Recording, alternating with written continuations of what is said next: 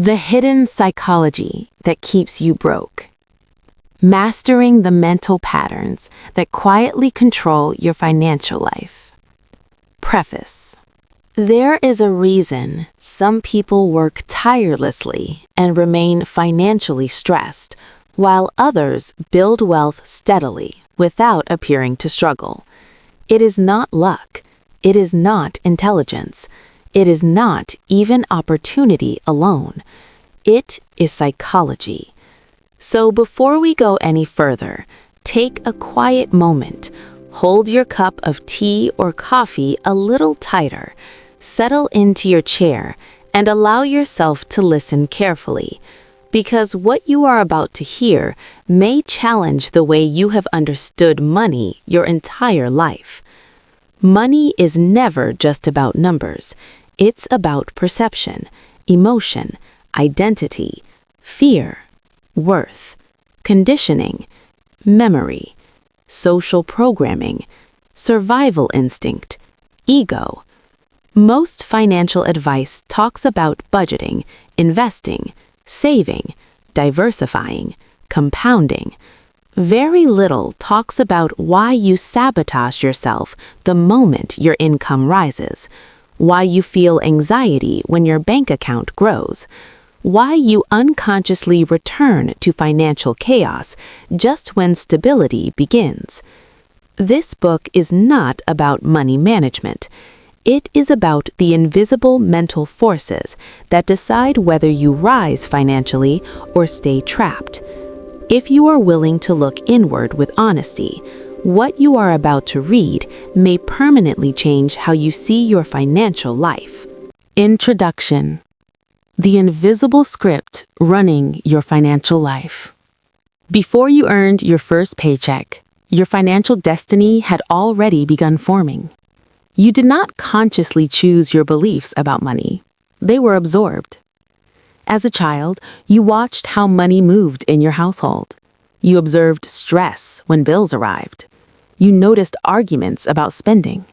You felt the emotional temperature shift when finances were discussed. Maybe you heard, money is hard to earn. Rich people are greedy. We can't afford that. People like us don't become wealthy. These phrases were not just words. They were psychological programming. The human brain is designed for survival, not wealth. It absorbs patterns that ensure belonging, safety, and familiarity. If financial struggle was familiar, your mind may interpret struggle as safe, and safety, to the subconscious mind, always wins. You may consciously desire wealth, but if your subconscious associates wealth with risk, guilt, isolation, or moral compromise, you will unconsciously sabotage it. That is the hidden psychology, and until it is understood, it remains in control. Part 1. Your financial identity. Chapter 1. The financial blueprint you never knew you had. Every human being operates from an internal blueprint, a mental framework that determines what feels normal. Some people feel normal earning $30,000 a year. Some feel normal earning $300,000. Some feel uncomfortable the moment their bank account exceeds a certain amount. That comfort zone is not logical, it is psychological. Your financial blueprint is built from 3 main sources. 1. Childhood modeling. 2. Emotional experiences with money. 3. Social environment. If your caregivers were constantly anxious about money, your nervous system learned that money equals stress. If wealth was criticized in your environment, you may associate financial success with social rejection. If scarcity was constant, your brain may now overreact to even minor financial fluctuations. The subconscious does not care about economic theory, it cares about emotional memory. And emotional memory quietly governs behavior. You may think you want more money, but your nervous system wants familiarity. And familiarity often looks like repeating the same financial patterns, again and again. Chapter 2. Scarcity is not about money, it is about attention.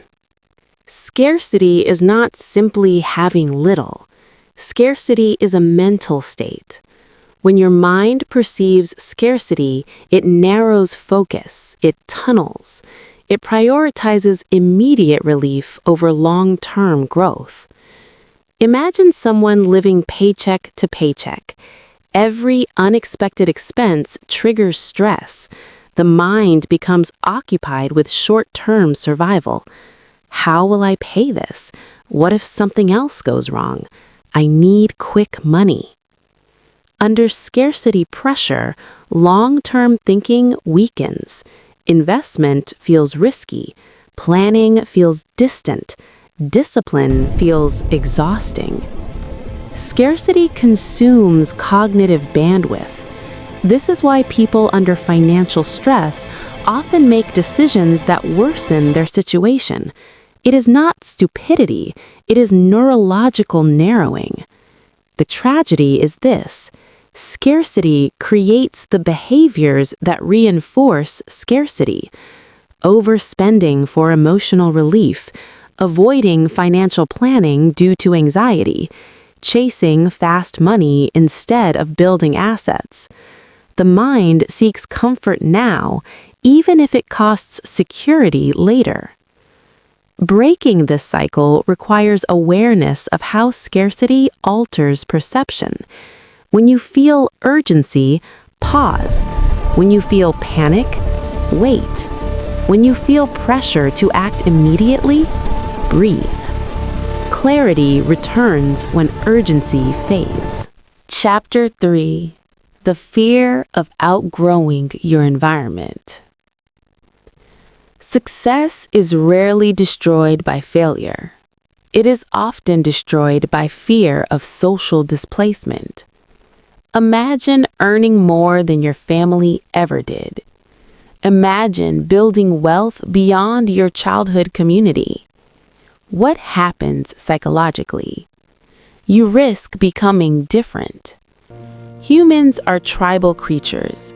Belonging equals survival in our evolutionary wiring. If wealth feels like it will separate you from your tribe, your subconscious may resist it. You may downplay achievements, overspend to appear relatable, lend money irresponsibly, stay in environments that limit growth. Not because you lack ambition, but because your nervous system equates belonging with safety. This is one of the most hidden wealth blockers, the fear of isolation. To grow financially, you must allow your identity to evolve. Growth may require new circles, new conversations, new standards, and that transition can feel lonely before it feels empowering. Chapter 4: Emotional Spending, the Invisible Leak. Most people do not spend money. They regulate emotion with money. Loneliness becomes shopping. Stress becomes convenience spending. Insecurity becomes status purchases. Boredom becomes online ordering. Dopamine, the brain's reward chemical, activates during anticipation of purchase, not ownership. That is why impulse buying feels powerful in the moment, but empty afterward. Emotional spending is rarely about the object. It is about temporary relief. If unexamined, it creates a silent leak in your financial life. Ask yourself, what am I feeling right now? What need am I trying to soothe? Wealth is not built by eliminating joy. It is built by eliminating unconscious reactions. The emotionally disciplined person does not suppress desire. They understand it. Chapter 5: Self-Worth and Income Ceilings. One of the most uncomfortable truths about money is this: income often aligns with self-perceived worth. If deep down you feel undeserving, you will unconsciously cap your earnings. You might undercharge for your skills, avoid negotiating, procrastinate on opportunities, reject growth that feels intimidating. Not because you lack ability, but because success creates internal tension. Your identity must expand to hold greater income. If you believe wealth makes you selfish, you will resist wealth. If you believe rich people exploit others, you will sabotage becoming rich. Money amplifies identity.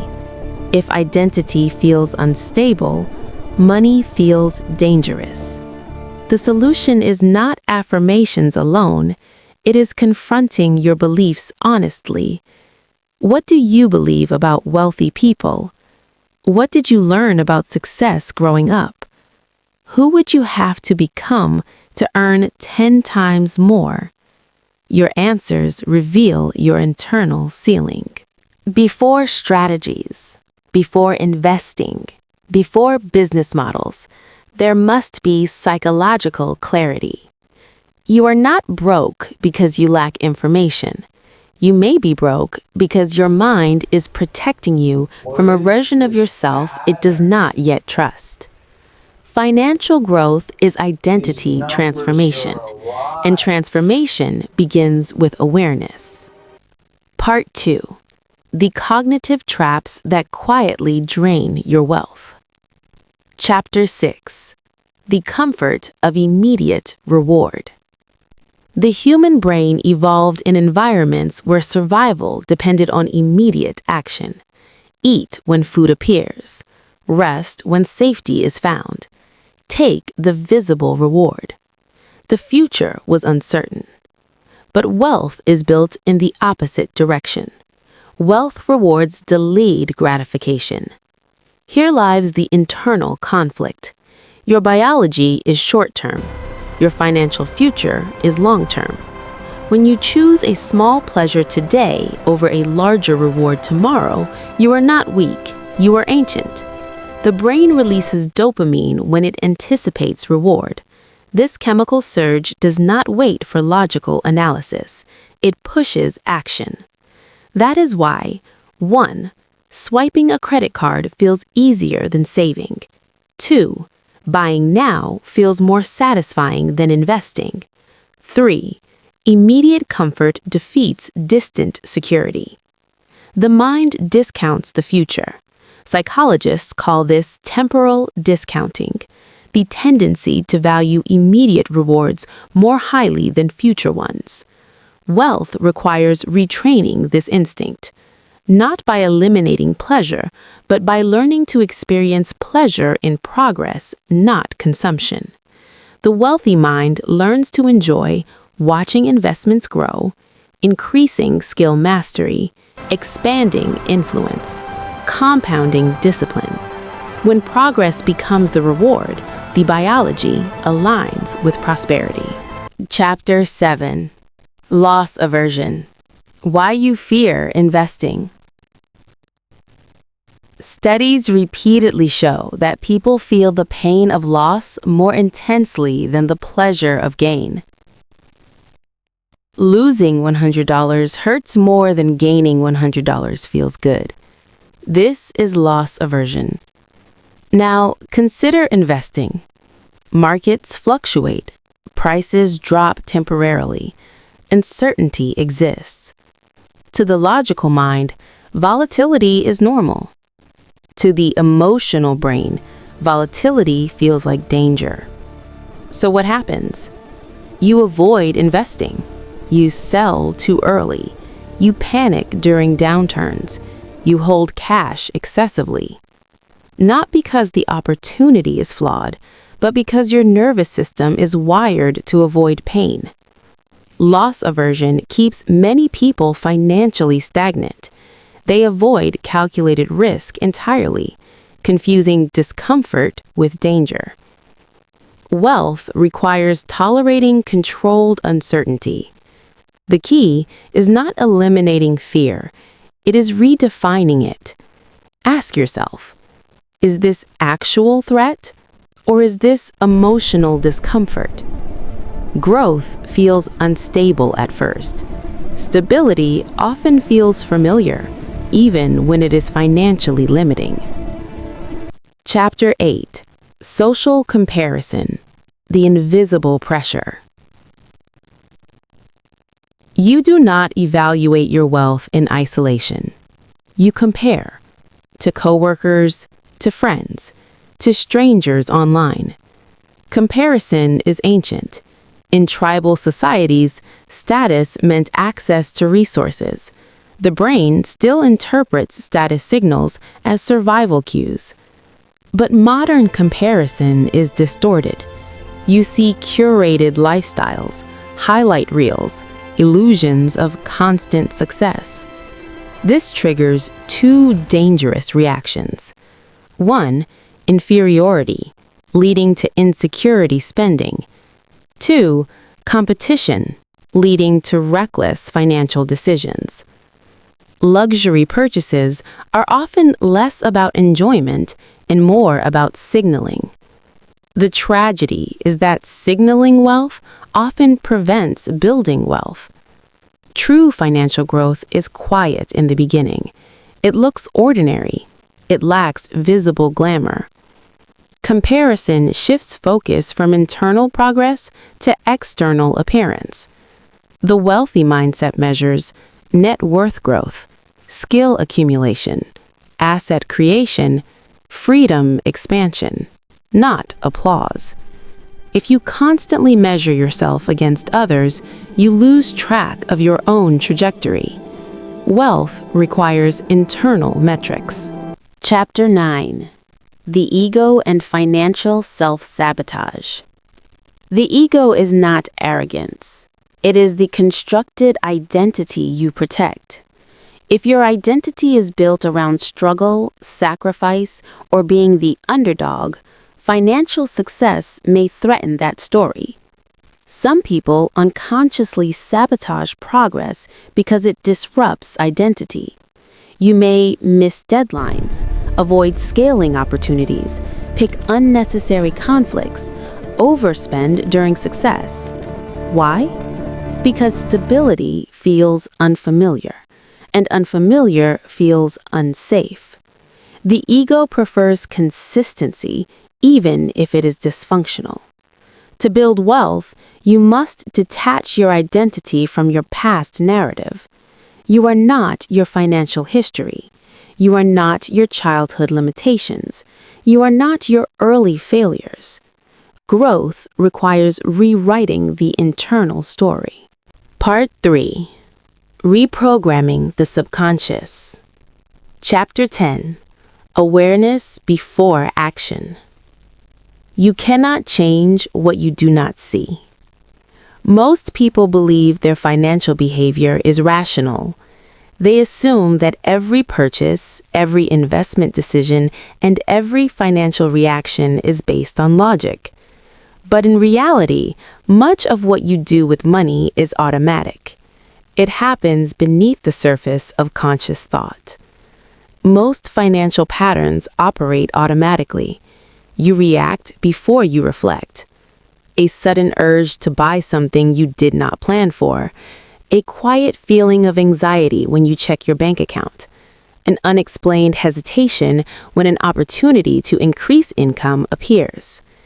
These reactions feel spontaneous, but they are rarely random. They are learned patterns, psychological responses built through years of conditioning, experience, and emotional memory. Over time, these patterns become so familiar that they operate like background programs in the mind. And like any program running in the background, they continue to influence behavior, even when you are not aware of them. This is why awareness becomes the first and most important step toward financial transformation. Before you can change behavior, you must observe it, not analyze it, not judge it. Simply observe it. Observation reveals the invisible. For the next 30 days, imagine yourself as a quiet researcher studying your own financial behavior. Do not attempt to fix anything immediately. Instead, focus on noticing what happens in the moments surrounding your financial decisions. Track the subtle patterns that appear. For 30 days, track emotional triggers before spending, thoughts that arise when income increases, anxiety when discussing money, avoidance behaviors, moments when you delay financial responsibility, situations where money becomes emotionally charged. Pay attention to the moments just before action occurs. Do you feel tension before spending money? Do you experience guilt after receiving income? Do you avoid checking your finances when you suspect something is wrong? These moments contain valuable information. Do not judge, observe. Judgment shuts down curiosity. Observation expands it. When you begin observing consistently, patterns reveal themselves quickly. What once felt random begins to look structured. Repeated behaviors appear in predictable situations. You begin to notice that certain emotions lead to certain financial reactions. Stress leads to spending. Fear leads to avoidance. Excitement leads to impulsive decisions. Awareness interrupts automation, and interruption creates choice. In that small space between impulse and action, something powerful appears, the ability to choose differently. And every new choice slowly rewrites the patterns that once controlled you. Chapter 11. Rewriting Your Money Narrative. Every person carries a private narrative about money. It is not written on paper, and it is rarely spoken out loud. Yet it quietly shapes nearly every financial decision you make. This narrative is a collection of beliefs, assumptions, and emotional memories formed over many years. It begins in childhood and continues evolving through experiences with success, failure, opportunity, and loss. By adulthood, this narrative feels like truth. Perhaps yours sounds like this: I'm bad with money. Rich people are different. I'll never get ahead. I always struggle financially. These statements may appear harmless when spoken casually, but within the subconscious mind, they operate as instructions. Over time, repeated thoughts become beliefs, and beliefs shape behavior. These statements become self-fulfilling prophecies. If you believe you are bad with money, you may unconsciously avoid learning financial skills. If you believe wealth is reserved for others, you may hesitate when opportunities arise. If you believe struggle is inevitable, you may unknowingly recreate it. The subconscious seeks consistency between belief and outcome. It prefers familiar patterns, even when those patterns limit growth. Rewriting your money narrative begins with identifying the beliefs you have been carrying for years without questioning them. Ask yourself simple but revealing questions.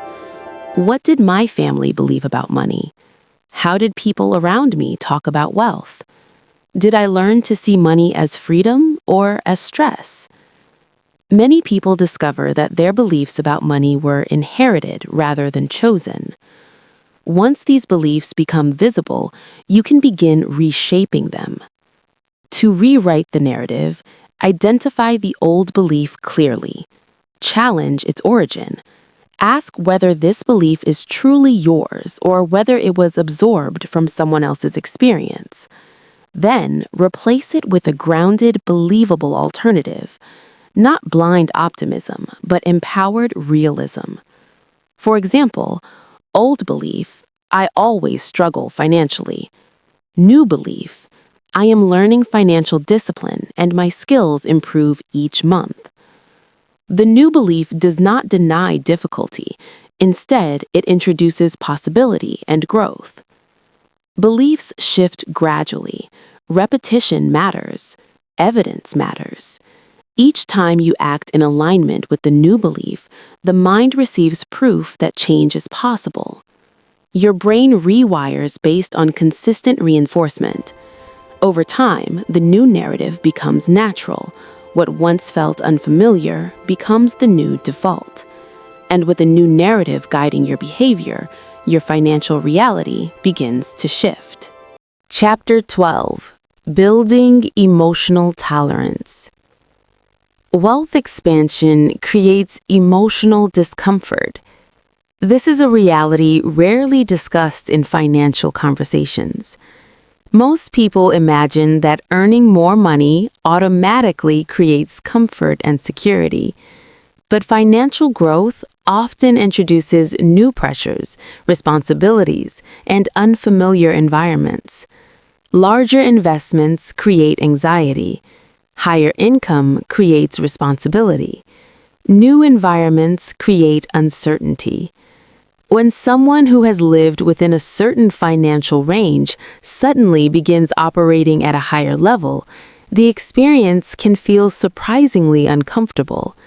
The mind begins asking questions. What if I lose it? What if I make the wrong decision? What if I cannot maintain this level of success? If your emotional tolerance is low, these questions trigger retreat. You may avoid opportunities that require greater responsibility. You may delay decisions that involve larger financial commitments. You may unconsciously reduce your own progress simply to return to familiar territory. Therefore, part of wealth building is emotional conditioning. Just as athletes train their bodies to handle increasing physical demand, individuals must train their emotional capacity to handle financial growth. This process happens gradually. Gradually expose yourself to larger financial decisions, strategic risk, higher-level conversations, investment volatility, negotiations about value and income. Each exposure strengthens emotional resilience. At first, these situations may feel intimidating, but repeated experience transforms fear into familiarity. Each exposure builds tolerance. Confidence is not the absence of fear, it is familiarity with it. The more often you encounter financial complexity, the less threatening it becomes. Eventually, situations that once caused anxiety begin to feel normal, and that is when real growth becomes sustainable. Part 4. Constructing the Wealth Identity. Chapter 13. Discipline as Freedom. Discipline is often misunderstood as restriction. Many people associate discipline with sacrifice, limitation, and the denial of pleasure. They imagine it as a rigid system that removes spontaneity from life. But in reality, discipline is structure that creates freedom. Without structure, decisions become chaotic, emotions dominate behavior, and short-term impulses constantly interfere with long-term progress. When spending is intentional, anxiety decreases. When investments are consistent, growth stabilizes. When goals are clear, distraction weakens. Discipline does not eliminate freedom, it protects it. Consider the difference between reacting to financial problems and managing finances proactively. The reactive life is unpredictable and stressful. The disciplined life creates stability and clarity.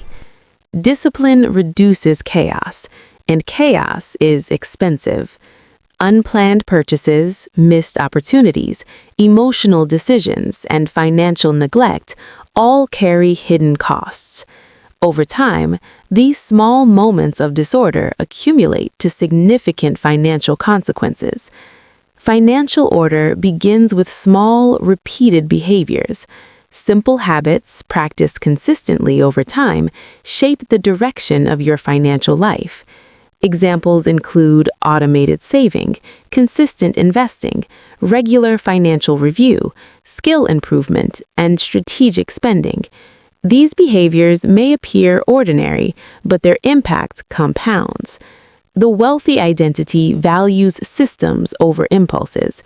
Instead of relying on motivation or temporary inspiration, disciplined individuals create structures that make progress automatic. When systems are strong, success becomes predictable, and with predictability comes freedom. Chapter 14. Thinking in decades, not days. The broke mindset thinks in weeks. The wealthy mindset thinks in decades.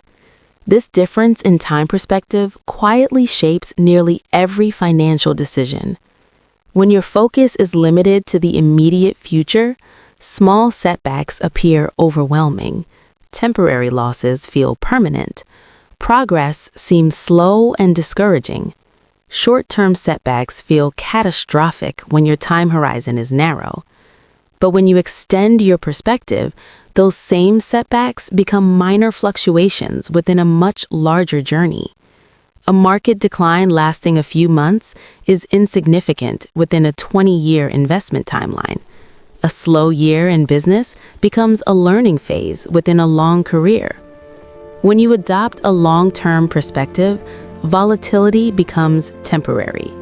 Compounding requires patience, and patience requires vision. Skills compound.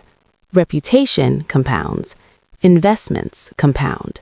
Habits compound. Each small improvement builds upon the previous one, creating exponential growth over time. Ask yourself a powerful question. Who will I be financially in 10 years if I remain consistent? Then reverse engineer behavior. What habits must exist today to support that future version of yourself? Long-term thinking neutralizes panic. It replaces urgency with strategy and transforms short-term discomfort into long-term opportunity. Those who master this perspective gain a powerful advantage. They are not controlled by temporary conditions. They are guided by long-term vision. Part 5. Mastering the Inner Game of Wealth. Chapter 15. Detaching Self-Worth from Net Worth. Money amplifies identity, but it does not define it. One of the most dangerous psychological traps in financial life is the belief that personal value depends on financial success. When self-worth becomes tied to income, every financial fluctuation begins to feel personal. A successful investment feels like validation. A financial setback feels like failure. This emotional attachment creates instability. If your self-worth rises and falls with income, you will live in constant uncertainty. But true wealth psychology separates value from numbers. Your character, intelligence, creativity, discipline, and potential exist independently of financial outcomes. You are worthy before you are wealthy. From that foundation, financial growth becomes expansion, not validation. You pursue progress not to prove your worth, but to express your potential. And when wealth becomes a tool rather than an identity, your relationship with money becomes healthier, calmer, and more sustainable. Chapter 16. The Quiet Power of Consistency. Financial transformation is rarely dramatic. Popular culture celebrates sudden success, the overnight breakthrough, the unexpected fortune, the rapid rise to wealth. But most genuine financial success follows a far quieter path. It is subtle, repetitive, quiet, daily restraint, monthly investment, yearly growth. These small actions rarely attract attention, yet over time, they create extraordinary results. The world celebrates sudden success. Reality rewards sustained discipline. Consistency is powerful because it works even when motivation fades. It carries progress forward through ordinary days when excitement is absent but commitment remains. When you stop chasing intensity and start honoring consistency, wealth becomes inevitable. Small improvements accumulate, financial systems strengthen, confidence grows gradually. Years later, the results appear dramatic, but the process was simply consistent effort repeated over time. Part 6. The Invisible Systems Around You. Chapter 17. The Environment That Shapes Your Financial Identity. Most people believe their financial life is the result of personal discipline. They assume success belongs to those with stronger willpower and failure belongs to those who lack it. But psychology tells a different story. Your environment quietly programs your financial behavior long before you consciously make decisions. Look around your life. The people you spend time with, the conversations you hear about money, the lifestyle expectations around you, the social norms that define what success looks like. These forces shape your financial identity far more than motivation ever will. If the people around you constantly complain about money, you absorb the belief that financial struggle is normal. If your social circle values appearances over stability, you begin to prioritize spending over security.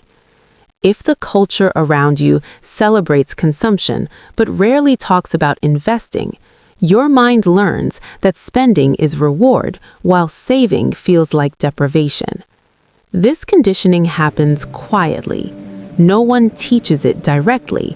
It simply becomes the air you breathe. Psychologists call this social normalization.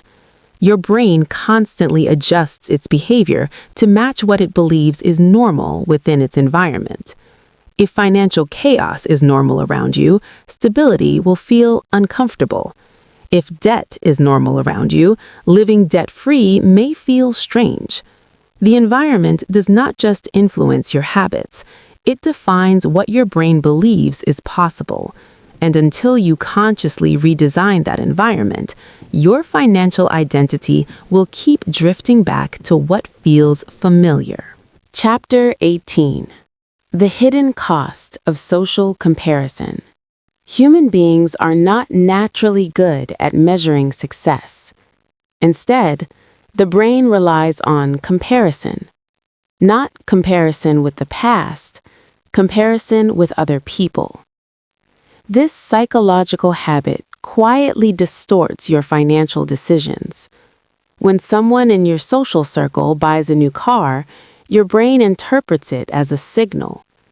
When a colleague upgrades their house, your mind starts recalculating your own life.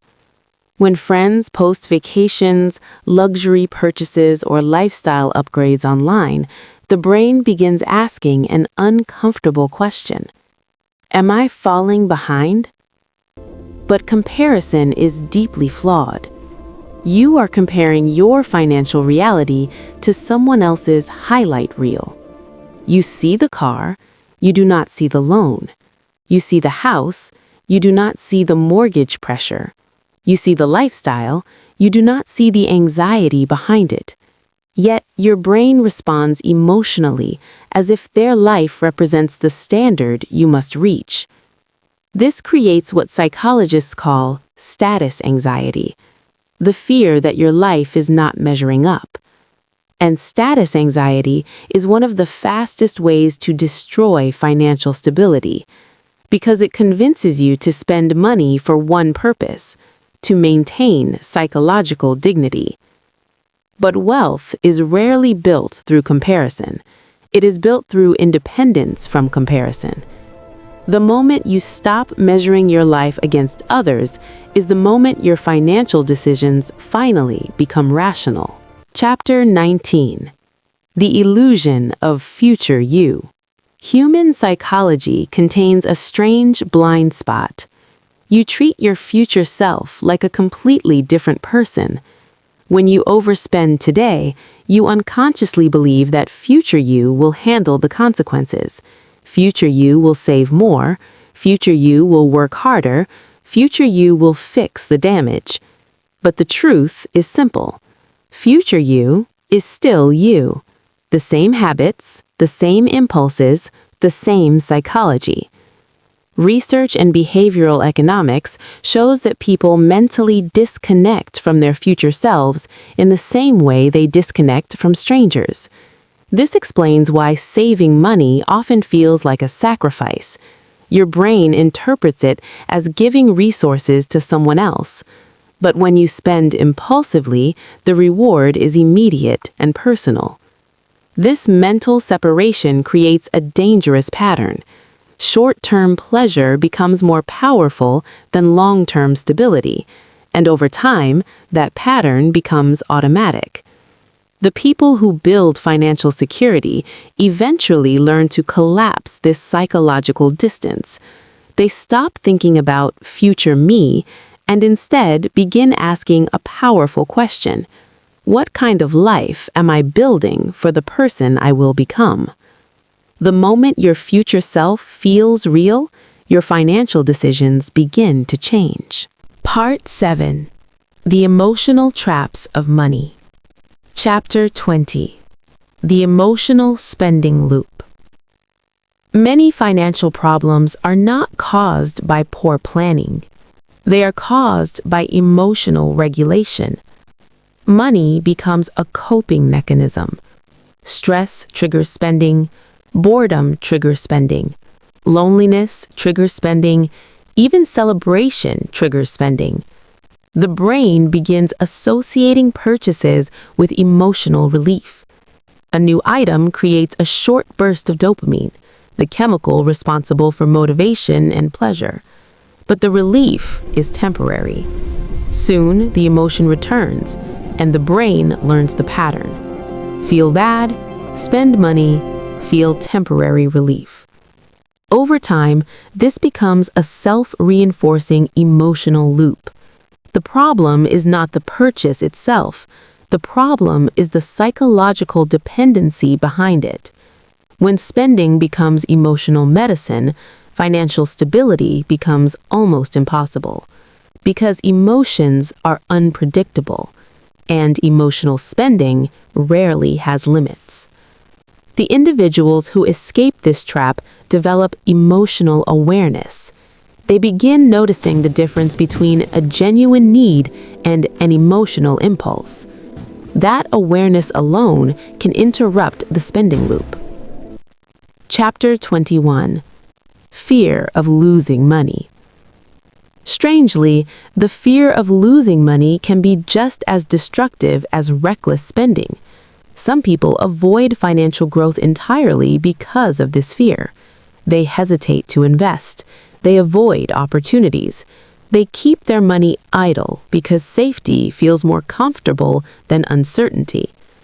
Psychologists call this loss aversion.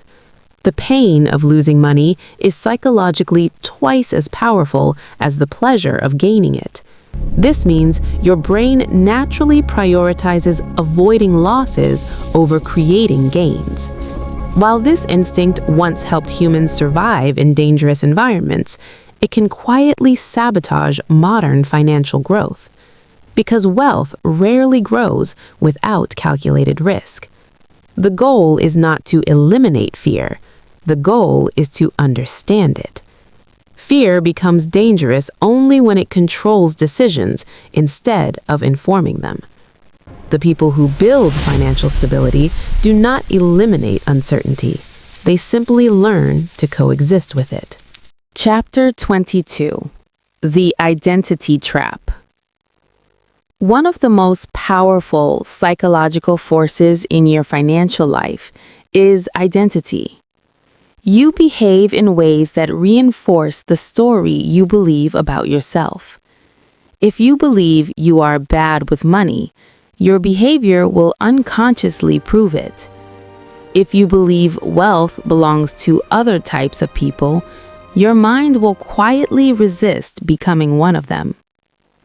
Your identity becomes a psychological boundary. The brain constantly tries to stay consistent with the self-image it recognizes. That is why sudden financial success sometimes disappears just as quickly as it appears, because the identity behind the behavior never changed, and the brain always tries to return to what feels familiar. True financial transformation begins when identity changes first, not income, not investments, identity. Part 8. Rewriting Your Financial Mind. Chapter 23. The Psychology of Delayed Gratification. One of the strongest predictors of financial success is surprisingly simple: the ability to delay gratification. This skill separates temporary pleasure from long-term reward. When you delay gratification, you are telling your brain something powerful. I value my future more than my impulse. This single mental shift changes everything. Savings increase, debt decreases, investments grow. But delayed gratification is not about constant sacrifice. It is about intentional timing of reward. You are not eliminating pleasure. You are simply deciding when pleasure becomes most meaningful. Chapter 24. Building Financial Self-Trust. Many people do not struggle with money because they lack knowledge. They struggle because they lack trust in themselves. They have broken financial promises too many times. They planned to save, but spent. They planned to budget, but ignored it. They planned to invest, but hesitated. Over time, this creates internal doubt. Your mind begins assuming that your plans will fail. Financial self-trust is rebuilt slowly, through small, consistent actions. Saving a small amount regularly, keeping small financial promises, tracking progress honestly. Each time you follow through, your brain begins rewriting its internal story. Eventually, the identity changes. You stop seeing yourself as someone who struggles with money. You begin seeing yourself as someone who manages it with intention. Chapter 25. Designing a wealth-supporting mindset. Wealth stability is rarely an accident. It is usually the result of intentional mental design. This means choosing beliefs that support growth instead of reinforcing fear. Wealth-supporting thinking includes ideas such as, money is a tool, not a measure of personal worth. Wealth growth takes patience. Small decisions repeated consistently create large outcomes. Stability is more powerful than sudden success. When these beliefs become internalized, your financial behavior naturally begins to shift. Your decisions stop being reactive. They become strategic. Chapter 26. The Quiet Transformation. Financial change rarely happens in dramatic moments. It happens quietly, through awareness, through reflection, through small adjustments in behavior, one decision at a time, one habit at a time, one belief at a time. Eventually, something subtle begins to shift. The anxiety around money becomes calmer. Decisions become clearer. The chaos that once defined your financial life begins to fade, and in its place appears something far more powerful than sudden wealth: control.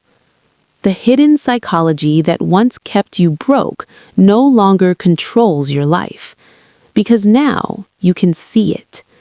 And once you see it clearly, you are no longer trapped by it. You were never simply bad with money. What shaped your financial life was far more complex than a lack of discipline or intelligence. It was the quiet influence of experiences, biology, emotions, and the environment you grew up in. Long before you made your first financial decision, your mind had already begun forming beliefs about money, what it meant, who deserved it, and how difficult it was to keep. For years, those beliefs operated in the background, guiding your choices without your awareness. The hidden psychology that kept you broke was never visible, until now. And once something becomes visible, it can no longer control you in the same way. Financial freedom is not only about income, investments, or the number in a bank account. True financial freedom begins in the mind. It begins the moment you recognize the patterns that once sabotaged your progress and decide to rewrite them. When you learn to observe your reactions instead of being ruled by them, when you reshape the identity you carry about wealth, when you start thinking not in days or months, but in decades, something powerful begins to change. Your decisions become calmer. Your actions become more intentional. Your future becomes something you actively design. Money stops being a source of fear or confusion. It becomes a tool you can learn to use with clarity, patience, and purpose.